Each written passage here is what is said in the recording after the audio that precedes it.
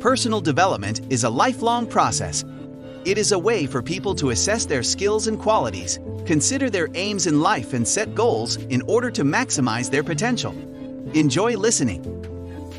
Chapter 2. The President Emeritus of the Ricks Interests was not destined to uninterrupted cogitation, however. Within 10 minutes, his private exchange operator called him to the telephone.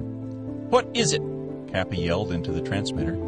"There is a young man in the general office. His name is Mr. William E. Peck, and he desires to see you personally." "Very well," he replied. "Have him shown in." Almost immediately, the office boy ushered Mr. Peck into Cappy's presence. The moment he was fairly inside the door, the visitor halted, came easily and naturally to attention, and bowed respectfully, while the cool glance of his keen blue eyes held steadily the autocrat of the Blue Star Navigation Company. "Mr. Ricks? Peck is my name, sir. William E. Peck. Thank you, sir, for acceding to my request for an interview." "Sit down, Mr. Peck." Mr. Peck sat down, but as he crossed to the chair beside Cappy's desk, the old gentleman noticed that his visitor walked with a slight limp, and that his left forearm had been amputated halfway to the elbow. To the observant Cappy, the American Legion button in Mr. Peck's lapel told the story. "Well, Mr. Peck, what can I do for you?" "I've called for my job," the veteran replied briefly. "By the holy pink-toed prophet, you say that like a man who doesn't expect to be refused." "Quite right, sir. I do not anticipate a refusal." "Why?" Mr. William E. Peck's engaging but somewhat plain features rippled into the most compelling smile Cappy Ricks had ever seen. "I am a salesman, Mr. Ricks," he replied. "I know that statement to be true because I have demonstrated over a period of 5 years that I can sell my share of anything that has hawkable value. I have always found, however, that before proceeding to sell goods, I had to sell the manufacturer of those goods something. I am about to sell myself to you." "Son," said Cappy smilingly, "you in?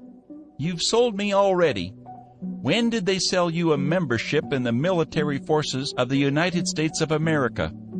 "On the morning of April 7th, 1917, sir." "That clinches our sale. I soldiered with the Knights of Columbus at Camp Kyne myself, but when they refused to let me go abroad with my division, my heart was broken. So I went over the hill." That little touch of the language of the line appeared to warm Mr. Peck's heart considerably. "I was with the Portland Lumber Company, selling lumber in the Middle West before the war," he explained. "Uncle Sam gave me my sheepskin at Letterman General Hospital last week, with half disability on my $10,000 worth of government insurance. Whittling my wing was a mere trifle, but my broken leg was a long time mending, and I developed pneumonia with influenza, and then they found some TB indications after that. I've been at the Government Tuberculosis Hospital at Fort Bayard, New Mexico, for a year. However, what's left of me is certified to be sound.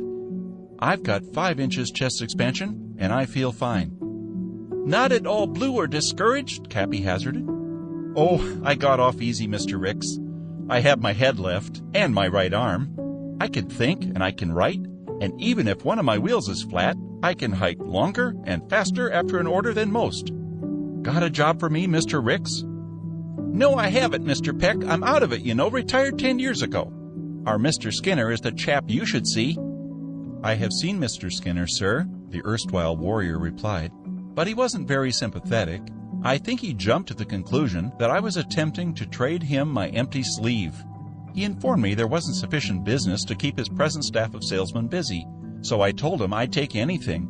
I can tally lumber and bill it, I can keep books, and answer the phone." "No encouragement, eh?"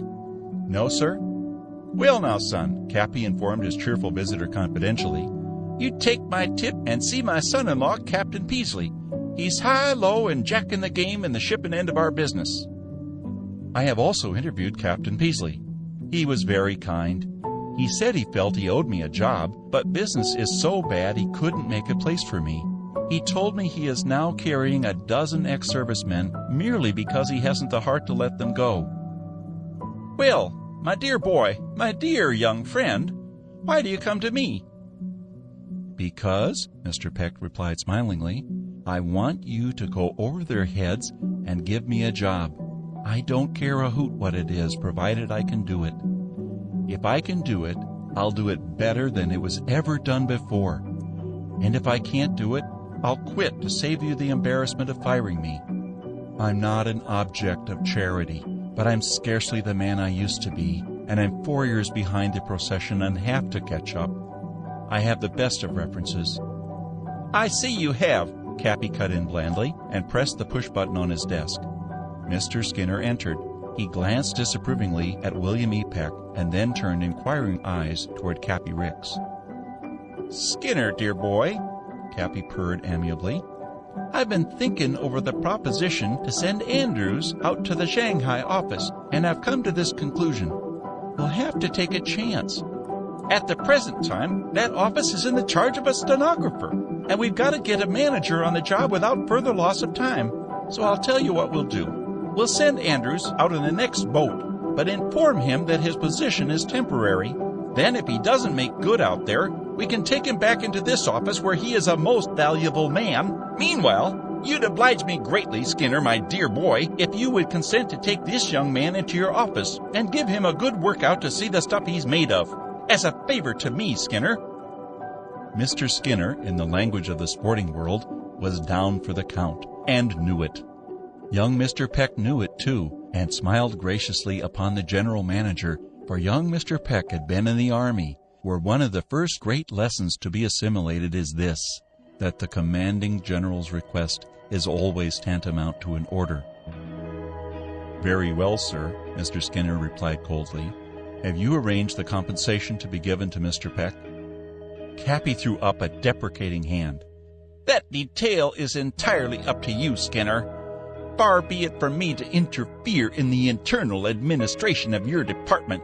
Naturally, you will pay Mr. Peck what he is worth and not a cent more." He turned to the triumphant Peck. "Now you listen to me, young feller. If you think you're slipping gracefully into a good thing, disabuse your mind of that impression right now.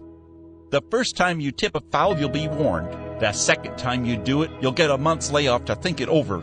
And the third time, you'll be out for keeps. Do I make myself clear?" "You do, sir," Mr. Peck declared happily. "All I ask is fighting room, and I'll hack my way into Mr. Skinner's heart. Thank you, Mr. Skinner, for consenting to take me on. I appreciate your action very, very much, and shall endeavor to be worthy of your confidence." "Young scoundrel! Infernal young scoundrel!" Cappy murmured to himself. "He has a sense of humor, thank God. Ah, poor old narrow-gauge Skinner.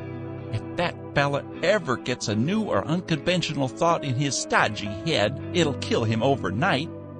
Good Lord, how empty life would be if I couldn't butt in and raise a little riot every once and so often." Young Mr. Peck had risen and was standing at attention. "When do I report for duty, sir?" he queried of Mr. Skinner. "Whenever you're ready," Mr. Skinner retorted with a wintry smile. Mr. Peck glanced at a cheap wristwatch. "It's 12 o'clock now," he soliloquized aloud.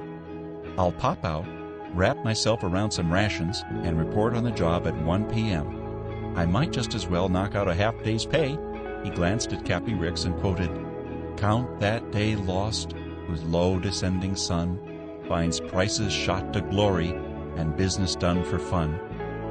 Unable to maintain his composure in the face of such levity during office hours, Mr. Skinner withdrew, still wrapped in his sub-Antarctic dignity. As the door closed behind him, Mr. Peck's eyebrows went up in a manner indicative of apprehension. "I'm off to a bad start, Mr. Ricks," he opined.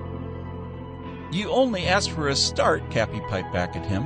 "I didn't guarantee you a good start. I can only drive Skinner and Matt Peasley so far and no farther."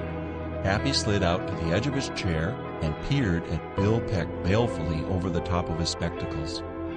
"I'll have my eye on you, young feller," he shrilled. "And I freely acknowledge our indebtedness to you, but the day you get the notion in your head that this office is an old soldier's home," he paused thoughtfully, "I wonder what Skinner will pay you," he mused. "Oh, well," he continued, "whatever it is, take it and say nothing. And when the moment is propitious, and provided you've earned it, I'll intercede with the danged old relic and get you a raise." thank you very much, sir." And Bill Peck picked up his hat and limped out of the presence. Scarcely had the door closed behind him than Mr. Skinner re-entered Cappy Ricks' lair. He opened his mouth to speak, but Cappy silenced him with an imperious finger. "Not a peep out of you, Skinner, my dear boy," he chirped amiably. "I know exactly what you're going to say, and I admit you're right to say it, but now, Skinner, listen to reason. How the devil could you have the heart to reject that crippled ex-soldier? There he stood on one sound leg, with his sleeve tucked into his coat pocket, and on his homely face the grin of an unwhipped, unbeatable man. But you, blast your cold, unfeeling soul, Skinner, looked him in the eye and turned him down like a drunkard turns down a near beer. Skinner, how could you do it?" "There is no sentiment in business," he replied angrily. "A week ago last Thursday, the local posts of the American Legion commenced their organized drive for jobs for their crippled and unemployed comrades, and within 3 days you sawed off 209 such jobs on the various corporations you control. The gang you shipped up to the mill in Washington has already applied for a charter for a new post to be known as Cappy Ricks Post number 534. And you had experienced men discharged to make room for these ex-soldiers." "You bet I did. It's always Old Home Week in every logging camp and sawmill in the Northwest for IWWs and revolutionary communists." "Every office could be run by a first sergeant," Skinner complained. "What we want are workers, not talkers. These ex-soldiers spend too much time fighting their battles over again." "Well, Comrade Peck is the last one I'll ask you to absorb, Skinner." "Well, Comrade Peck doesn't make a hit with me, Mr. Ricks. He applied to me for a job, and I gave him his answer. Then he went to Captain Matt and was refused, so just to demonstrate his bad taste, he went over our heads and induced you to pitchfork him into a job. He'll curse the day he was inspired to do that." "Skinner, Skinner, look me in the eye. Do you know why I asked you to take on Bill Peck?" "I do. Because you're too tender-hearted for your own good." "How could I reject a boy who simply would not be rejected? Why, I'll bet a ripe peach that Bill Peck was one of the doggonedest finest soldiers you ever saw. He carries his objective. He sized you up just like that, Skinner. He declined to permit you to block him. That Peck person has been opposed by experts. Experts. What kind of job are you going to give him, Skinner, my dear boy?" "Andrew's job, of course." "Oh, yes, I forgot. Skinner, my dear boy, haven't we got 500,000 feet of skunk spruce to saw off on somebody?" Mr. Skinner nodded, and Cappy continued with all the naive eagerness of one who has just made a marvelous discovery. "Give him that stinking stuff to peddle, Skinner, and if you can dig up a couple of dozen carloads of red fir or bull pine in transit, and some larch ceiling or flooring, or some hemlock random stock, in fact, anything the trade doesn't want as a gift, you get me, don't you, Skinner?" "And if he fails to make good, au revoir, eh?" "Yes, I suppose so, although I hate to think about it. On the other hand, if he makes good, he's to have Andrew's salary. We must be fair, Skinner. Whatever our faults, we must always be fair." He rose and patted the general manager's lean shoulder. "If you put a prohibitive price on that skunk fur, by the holy pink-toed prophet, I'll fire you. Be fair, boy, be fair. No dirty work, Skinner. Remember, Comrade Peck has half of his left forearm buried in France."